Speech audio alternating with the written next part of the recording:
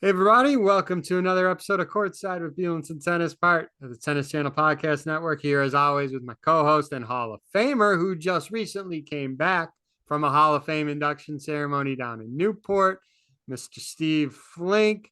Steve, I guess we'll start with Newport, and then we're going to talk about Rafa and his prep coming into the Olympics. There's a little hiccup that was just announced a few hours ago. We'll get into that a little bit. And then we'll talk about some other things with the Olympics. First off, how are you? And two, tell me about your experience in Newport. Yeah, I mean, as usual, it was a great weekend. They went up for the day on Saturday, and the ceremony was at 6 p.m. And every year we seem so light. Last year, I recall that ever was an issue with rain was 96.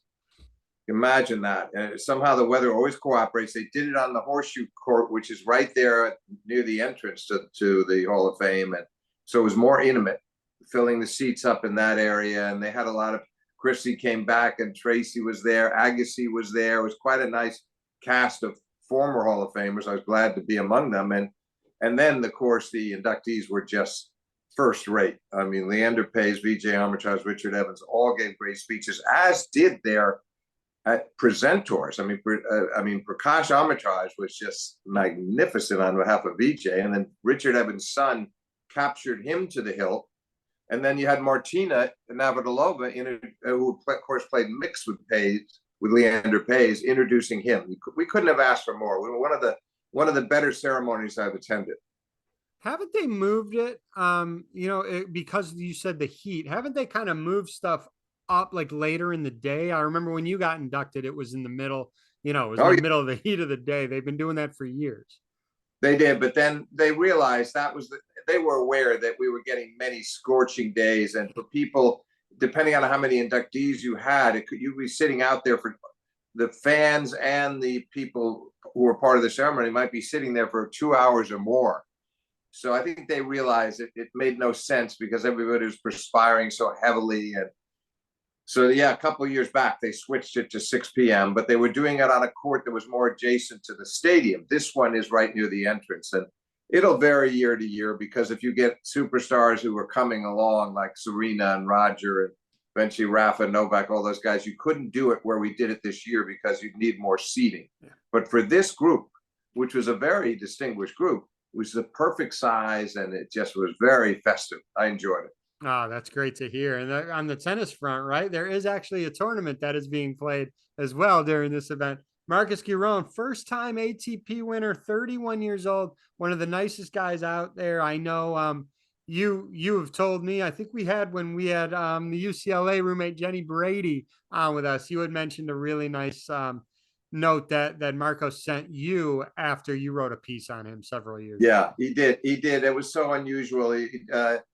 A lot of times you might hear things through others, that so and so liked your piece, or the agent might comment, but very rarely does the player himself or herself actually take the trouble to send you a text or an email. He did that, and it was very genuine, and I sent something back.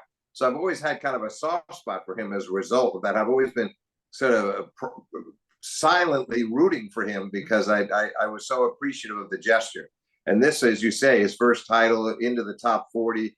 This is a guy, as you know, David, who spent a lot of time in that range of, say, 90 to 110. I mean, it was hard work to get into the slams. He was playing a lot of challengers. He had some serious injuries. Serious. Yeah, that could have ended his career. And look where he is now. And he's seen all of these great icons, the Djokovic's, Nadal's, Federer's going deep into their 30s. He's seen Stan Wawrinka do that. He realizes that the conversation has changed, so to speak, and that now players are in the back of their mind. They're thinking, I can play up till 35, 36 if I take care of myself. So I'm sure that's what he's thinking now, that he was a late bloomer in a sense to reach the elite level he's at now, but that he's got possibly 3 or 4 really good years left in him.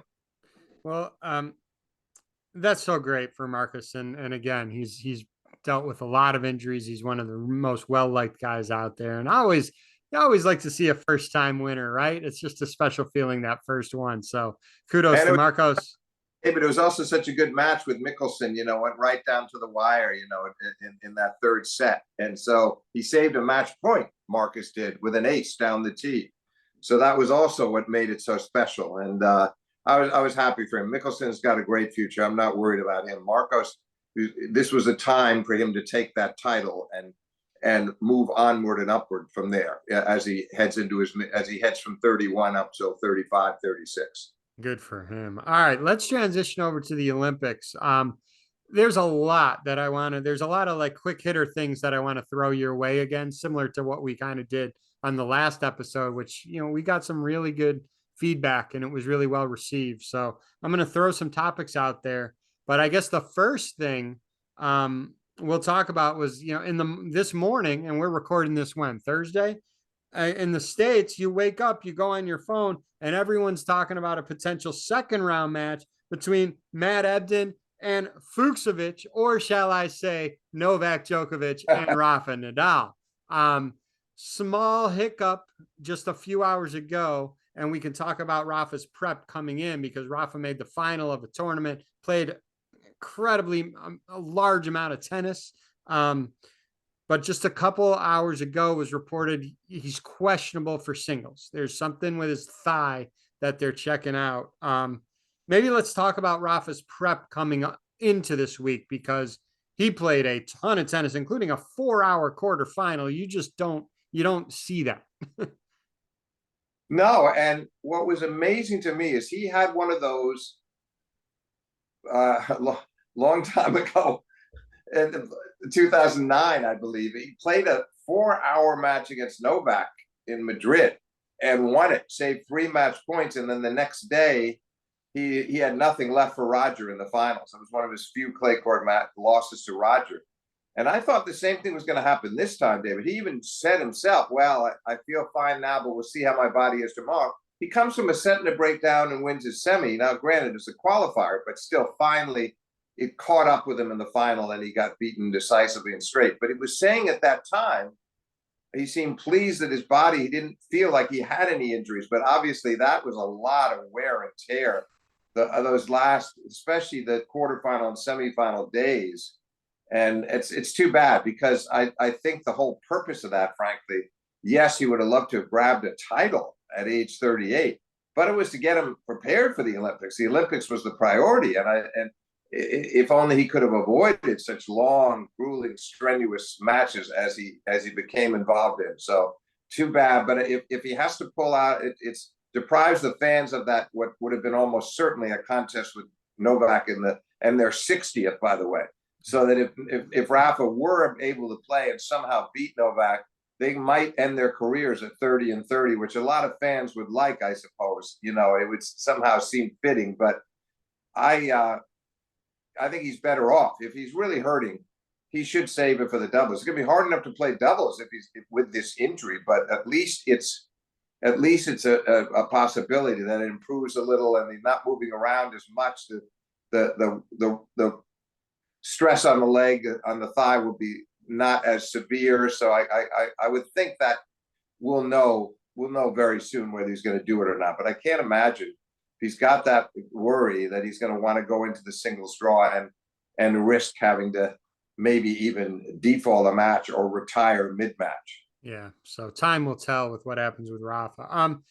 Got to take a step back and hear your view about the Olympics as a whole. Andy Roddick talked about this recently on his pod about how tennis players view the Olympics. And you being a historian, tennis was not an Olympic sport until what was it? 84 was like was it 84 was like the experimental year, yes. I believe. Yeah. Andy had a good view about it. And, there are certain sports in the Olympics that this is it. This is the pinnacle. You train your whole life for this one event for 4 years. And if you win gold, great. You may want to then train again for another 4 years. Or let's say you fall short, you spend your whole life training for this one event. And with tennis, it's much different, Stephen. What Andy was saying, and look, Andy was a Davis Cup stalwart. He loves playing for his country. But what Andy's point was, let's say the Olympics, it doesn't go that well. He's got the US Open, a month or two later, right? 2 months later. And that, to a tennis player, is bigger. You know, you maybe there's very few exceptions, but I'm talking generally. A slam is much more important for a tennis player than an Olympic gold. So a lot of players in tennis view this differently. What are your thoughts on that? Well, yeah, just to, I hear Andy loud and clear, very valid. Djokovic earlier in the year, I'm told that he had a conversation with Ivanisevic before Goran left. And he was actually considering at that point, I don't think he would have gone through with it, but it just shows you how seriously he was taking this. He wanted to get a gold so badly that he was even considering skipping Wimbledon at that point. Now, I don't know if he would have really gone through with that plan, but it shows you that in his case, when you won everything, but how? Well, that's what I was going to say. He's won everything. It's the end of his career. He wants it. But Right. if it was in the meat of his career, do you think it's as important to him as a slam? Probably not. No, but but again, even the last time in 2021, he was interviewed by Darren Cahill at Wimbledon after winning the third leg of the Grand Slam, knowing he was going to be coming to New York going for the Grand Slam in 2021. And he sounded like he wasn't going to go to the Olympics for that reason, but then he changed his mind. People prevailed upon him. You're playing for your country. This is great. You got to do it. He went over. He he was up a set in 3-1 against Zverev and lost 7 or 8 games in a row and lost the match. And then he didn't even win the bronze. And I think it messed him up a lot. Who's to say? He still made the finals of the U.S. Open and lost to Medvedev, but maybe without this trip, he would have been much fresher and winning his matches because he was losing sets in every round. The Open was a real struggle getting to that final against Medvedev. So I don't know. It varies player to player, but I hear Andy. I think he's right that if you really almost across the board, the slam is more important. And this particular year, we're talking about 5 weeks. Right. We're almost it's less than 5 weeks by the time it ends. Right. It's going to be closer to 4 weeks until the U.S. Open starts. And what I don't like is that these players had to go from clay, the long clay season, onto the grass at Wimbledon, now back onto the clay again for the Olympics, and then back over to hard courts with so little turnaround in time. Boy, I don't envy them. I don't envy them at all. But I don't disagree with Andy's central point, which that if you really press them deep down, with the exception of an extraordinary case like Djokovic, who's won the most majors and won them all at least 3 times and done everything he could possibly, and he's won the Davis Cup as well, is that the one elusive prize for him has been an Olympic gold medal. But I don't know. These guys they've got their work cut out for them, and it's going to be interesting. And I'm looking forward to it. For the fans, it's a treat. But for the players, I don't like the way it's thrown into there. It was unavoidable. Once it was in Paris, It was unavoidable. They weren't going to put hard courts down at Roland Garros. So that was just going to be how it was. But it's very difficult switching surfaces that many times and then ending up back on the hard leading up to and through the U.S. Open. No, I appreciate your viewpoint on that.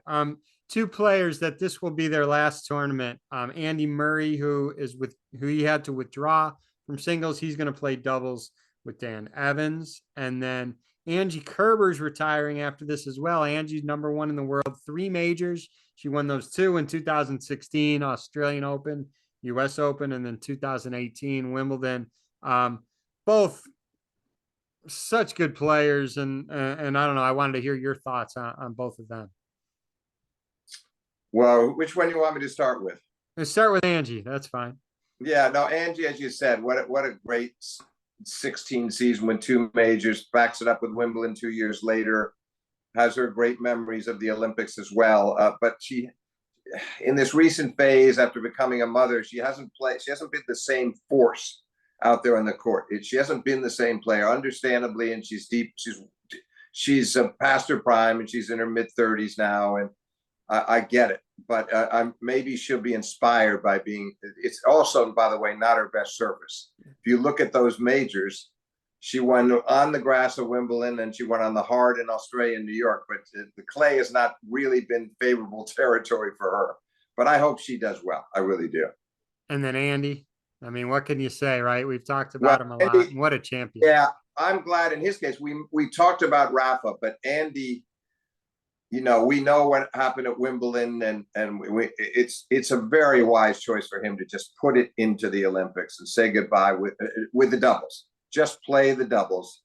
he wasn't going to be able to compete on his terms at all in singles, and that would not have gone well. Almost certainly would have resulted in a first round loss in the condition he's in. But in the doubles, who knows? He might, he should be able to play decently. And finally, this long, illustrious career is going to end. And obviously, Andy's headed for the Hall of Fame, and he should be very proud of what he's done. But this will be a nice way for him to go out playing for his country, because again, he won the Davis Cup for Great Britain in addition to all of his great into his 2 Wimbledons and 1 U.S. Open, but in turn he's won a couple of gold medals so he's already done it a couple of times in singles, so this will just be a nice career. Yeah, no, well said. And then I'm sure a lot of the tennis fans have seen this, but such a really cool video that you saw Chris Eubanks letting Coco Gauff know that she's going to be one of the flag bearers along with LeBron James for the U.S. It was such a it was like a touching video, because they've had history, Chris Eubanks and Coco, and the team was all behind Coco and everything, and it was really cool to see that. The funny part, on the Today Show, they were interviewing Coco about that, and she was in the backdrop was Rafa Nadal and Carlos Alcaraz practicing. And she even made a joke about it. I think Savannah Guthrie said, hey, those 2 players behind you, they're pretty good. And Coco made a joke that said Carlos and Rafa just wanted to be part of this interview. So that was, you got a kick out of that. It was great timing whenever they did that interview with Coco to have Rafa and Carlos in the background practicing. Coco plays Ajla Tomljanovic, and Tomljanovic has been hurt for a while. We all remember when she beat Serena's last match at the U.S. Open. Since that time, Steve, she's been off and on the court. Unfortunately, more off than on, just because. Oh, yeah, much more off. More off. No, that shouldn't, I don't think right now that should be a terribly troublesome match for Coco, and again, we know what she can do on the clay, and she's been in the finals of the French, and she was back in the semis, and she can be a real threat at Roland Garros in the Olympics, no doubt about it. I think she'll be very inspired. Came off a disappointing Wimbledon, which might make her even more motivated to do well in the Olympics. So I'm curious to see maybe that the honor that she's been accorded here, but that you mentioned with Eubanks, maybe that will inspire her to do even greater things on the court. And my last question I'm going to ask you, and we'll assume it's a healthy Rafa. Will a healthy Rafa and Carlos Alcaraz win the doubles draw? Well, I don't know. I want to see it play out a bit. I think they've got a decent. I would think they've got a decent shot. On the other hand, we can't know the extent of the injury that you mentioned that might keep him out of the singles. And if he's out of the singles, is he necessarily going to be 100% in doubles? I don't know. Maybe Carlos really has to carry him. So I think it's a shame. I think it's a shame that after all he's been through and all this stopping and starting, that he plays a pretty full clay court circuit, loses to Zverev in the first round of Roland Garros, but all told, he didn't embarrass himself in the clay season. He skips Wimbledon in order to gear himself up for the Olympics. He makes a final there last week on the tour, and then to have that happen, it's too bad. It caught up to him, obviously, just playing that many minutes and that many matches. So, well, he still has some time left. So let's hope he can. We still have some time left. So there's no been reports on how bad, what the extent is of the injury. So there's still hope that he can be okay. So. Yeah, well, hopefully. I mean, obviously, it'd be a very good sign if he actually does enter the singles. It would tell you that he's confident enough that he can play his way through this, and that the injury is minor enough that he can move forward. So, but I certainly hope he and Carlos. I mean, Rafa has great experience in doubles. I don't know quite what to expect from Carlos, by the way. Rafa really knows what he's doing on the doubles court, so he'll kind of be the captain of that team and as the week goes on, I think Carlos would be more than happy to listen to Rafa's advice. Carlos has said exactly what you said. He goes, I'm just going to listen. I'm just going to shut up and listen to him and do what I'm told, so he should. He echoes exactly what you just said. Just one other note that before we came on air, outside of the Olympics, Francis Tiafoe in an interview after his match said he has enlisted the coach of David Witt, and David was with Maria Sakkari, as we all know, for the last few months. So it looks like that relationship is no longer continuing. I don't know any other facts other than what Francis said in his interview. He said he's known David for a long time. They figured they'd give it a shot. David had an opportunity to work with Francis, so they're giving it a shot. David, obviously, a very, very good coach. You know, his work with Venus and Jessica Pegula. Shorter time with Maria Sakkari, but we'll see how it goes with Francis.